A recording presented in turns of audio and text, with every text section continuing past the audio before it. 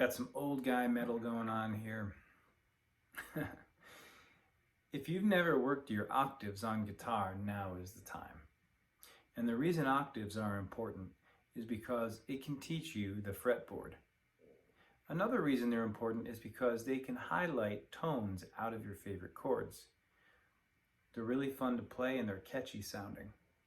So I'm going to use the example of a C note octave. If you remember the way a C note octave looks, you're going to be able to remember all your octaves. So a C note octave is going to be string 5, fret 3. Now reverse those numbers and say string 3, fret 5.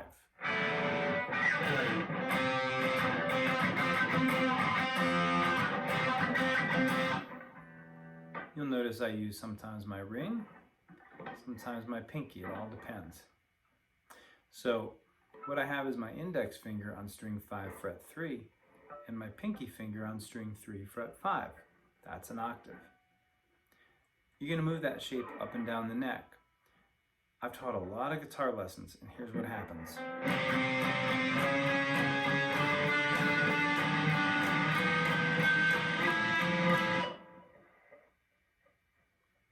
Move slowly and keep your left hand relaxed as you move. Everybody's left hand starts to crunch up as they move down the neck. So you no longer have the proper spacing. So again, I'm going to say it again. String 5, fret 3. String 3, fret 5.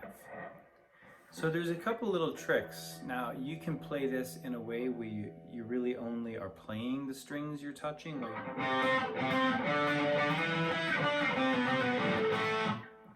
But a lot of times you're going to want to play octaves in a percussive manner.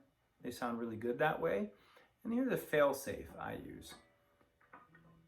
What I actually do is I'm using the tip of my first finger that's not being used to press down string 5 to come into contact with string 6.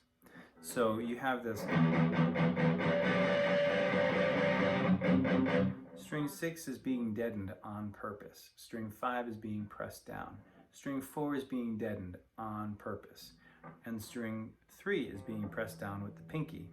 Strings 2 and 1 are also dead because of your lazy bar. You don't have to use a strict bar chord like this. It's more of a rainbow or an arc shape. And you bring that first finger over to play your octave note, and that's going to help block out unintended notes. So when I pick this, I could sit here and go, or use my ring finger,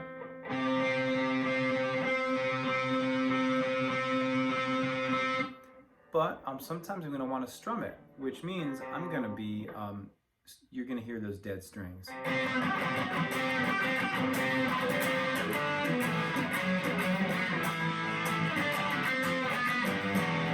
So I'm really just using this to accent chords, and we don't have to get into all that right now, like what octave notes to use on what chords, but just start playing around with, I'll give you this riff. Use your first finger to play an E5 power chord, E5 power chord.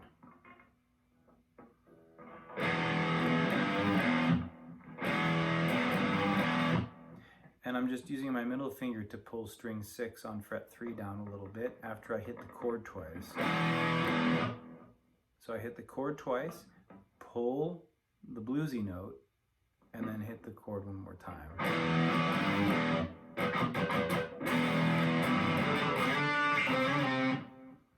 Okay, and that lick was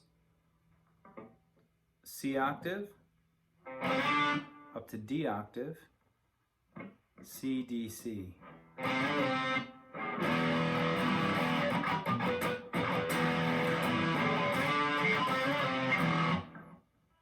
That's all it is.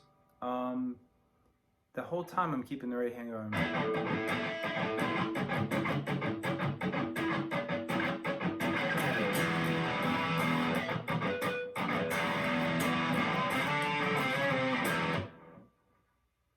And at one point I went to a B flat power chord, a B flat 5 to A. And that really brings us right back around to our low E string fret 3 note.